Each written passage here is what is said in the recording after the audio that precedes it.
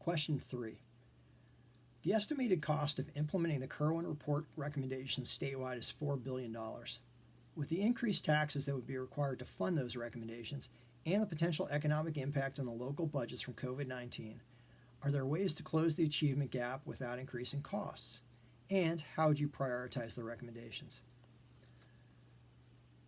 Overcoming the achievement gap is something that should be a priority for anyone who is in academia of any sort. And no one's really figured out the secret to doing it right in any large scale anywhere in the country. That said, it shouldn't stop us from trying. Right now, I feel strongly that with the help of our MCPS educators, with the help of MCPS resources, with some of the great online materials that are available, and the help of our Montgomery County Public Libraries, there are ways that we can provide information to students to help them catch up, to help them excel, and to help them keep on grade level. Also, to help them learn about new items that they may not have known about. I feel very strongly in this. I also feel strongly in us using a tremendously underutilized resource in the MCPS toolkit, and that is MCPS TV. As someone who had a program that I hosted for 4 years on MCPS TV, I've seen the power of getting a message across to people who both watch MCPS TV on cable and also have a chance to see it online at venues such as YouTube.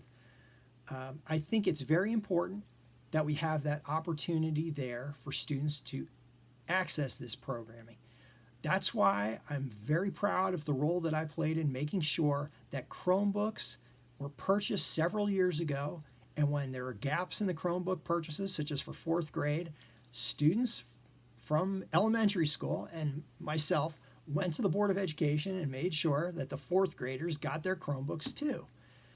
Now we're seeing that over 55,000 of these Chromebooks have been distributed to students. So many of them do have access to these other educational venues, to their teachers, to educational portals, to get that additional information that they need. Second part of the question is, what about Kirwan? Kirwan really is a complete entity. Choosing which part is better than another is just not possible. This was put together as a proposal with a great deal of care. I know I personally addressed the Kirwan Commission at least 3 times, and I attended several of their meetings, and it really needs to be a wholehearted approach, and when the funding is available, we need to implement it in its totality.